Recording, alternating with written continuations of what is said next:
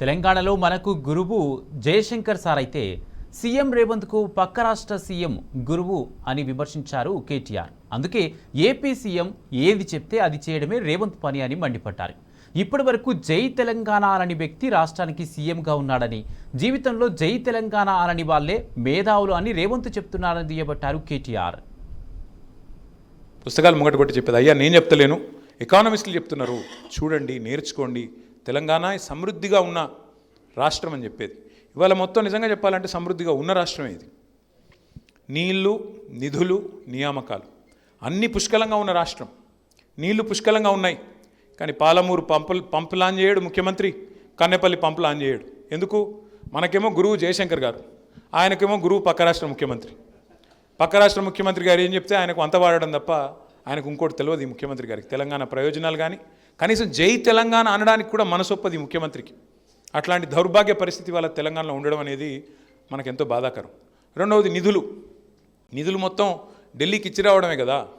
తెచ్చిందేముంది? మీరు ఢిల్లీకి 75 సార్లు పోయి ఏమీ లేదు.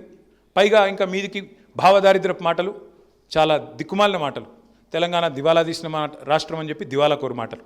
అందుకే జయశంకర్ సారు ఒకసారి ఇప్పుడు మళ్ళీ తిరిగి వస్తే ఇలాంటి సన్నాసులకు పాఠాలు చెప్తే బాగుండేమో అని అప్పుడప్పుడు అనిపిస్తుంది. ఇక్కడ మనం ఎన్ని చెప్పినా ఇవాళ చెవిటోని ముంగట శంఖం ఊదినట్టు అవుతున్నది. ఎన్ని చెప్పినా కేంద్ర ప్రభుత్వం స్పష్టంగా పార్లమెంట్లో చెప్పినా అయ్యో అప్పులు చేయలేదురా కేసీఆర్, నువ్వు తప్పుడు మాటలు మాట్లాడుతున్నావు అని చెప్తే కూడా ఇవాళ చెవిటోడు ముందు శంఖం ఊదినట్టు.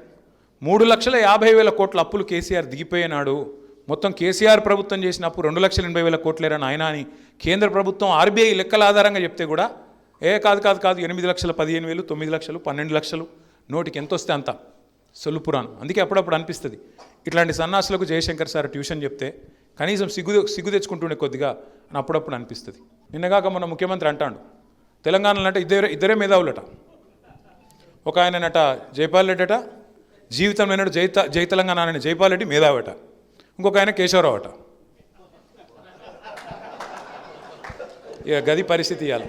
మరి జయశంకర్ ఎడవాయే, విద్యాసాగర్ రావు ఎడవాయే, ఎంతమంది ఉన్నారు మేధావులు? ఒకరికి ఇద్దరు కాదు కదా బుద్ధిజీవులు, ఎంతోమంది ఉన్నారు.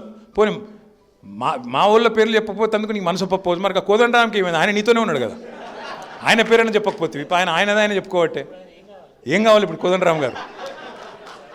ఇంకా వేరే వాళ్ళు సెల్ఫ్ స్టైల్డ్ ఇంటెలెక్చువల్స్ వాళ్ళేం కావాలి? అంటే ఇంత భావదారిద్ర్యం పనికిరాదు ముఖ్యమంత్రి గారు. తెలంగాణ వాళ్ళ గొప్పతనాన్ని కూడా గుర్తించడానికి, గౌరవించడానికి సంస్కారం నీకు లేకపోతే నువ్వెట్లా ముఖ్యమంత్రి అవుతావు తెలంగాణ సమాజానికి? బాధ ఎక్కడ అనిపిస్తుంది అంటే నియామకాలు, పిల్లలు కొట్లాడుతూ ఉన్నారు ఇవాళ. ఆ రోజు కేసీఆర్ గారి ప్రభుత్వం 2,32,000 ఉద్యోగ నియామక పత్రాలకు నోటిఫికేషన్ ఇచ్చి, నియామకాలకు నోటిఫికేషన్ ఇచ్చి 1,60,000 ఉద్యోగాలకు నియామక పత్రాలు కూడా ఇచ్చింది.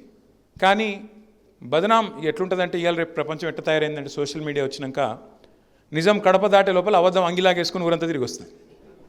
అట్లా అయిపోయింది. ఉద్యోగాలు ఇయ్యలే అని చెప్పి మొత్తం పిల్లగానే రెచ్చగొట్టిండ్రు. 2 ఉద్యోగాలు ఉడగొట్టుర్రి. కేటీఆర్ ఇద్దరు ఉద్యోగం ఉడగొట్టుర్రి. మీకు మొదటి సంవత్సరంలో 2 లక్షల ఉద్యోగాలు ఇస్తా అని చెప్పి ఆశ పెట్టిపోయిండు అశోక్ నగర్లో రాహుల్ గాంధీ. ఇవాళ మరి ముఖ్యమంత్రి గారు చెప్పాలా, రాహుల్ గాంధీ చెప్పాలా? ఎందుకు ఇస్తలేవు మరి ఉద్యోగాలు? ఇప్పటి వరకు 2.5 సంవత్సరాలు అయిపోతే 10,000 ఉద్యోగాలు కూడా ఇవ్వలేకపోయిందని ఈ ప్రభుత్వం. వాళ్ళని జయశంకర్ సార్ చూస్తలేడు అనుకుంటున్నారు. ఇదాన్ని నీళ్లు, నిధులు, నియామకాలు సమృద్ధిగా ఉన్నా, అంగట్లో అన్నీ ఉన్నా, అల్లుడి నోట్లో శని అన్నట్టు ముఖ్యమంత్రి కాంగ్రెస్ వాడు కావడం, కాంగ్రెస్ అనే ముదనష్టపు పార్టీ, దేశమంతా వదిలించుకున్న దరిద్రం కాంగ్రెస్. కానీ మనోళ్ళు తెచ్చి ఆయనతో పొరపాటున నెత్తి మీద రుద్దుకున్నారు.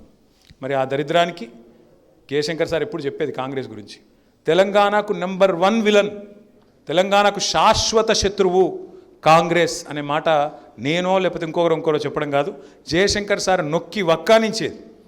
ఒక తరం కాదయ్యా, 3 తరాలను ముంచిండ్రు వీళ్ళు, దుర్మార్గులు వీళ్ళు.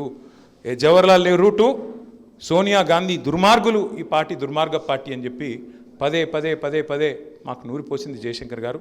అందుకే వారి ఆశయ సాధన కోసం, తిరిగి తెలంగాణను పట్టాలెక్కించడం కోసం, వారి మానసపుత్రిక అయిన తెలంగాణను మళ్ళీ తిరిగి తెలంగాణ సాధించిన నాయకుడు కేసీఆర్ గారి చేతిలో పెట్టడం కోసం మనందరం కష్టపడడమే జయశంకర్ సార్కు మనం ఇచ్చే నిజమైన నివాళి.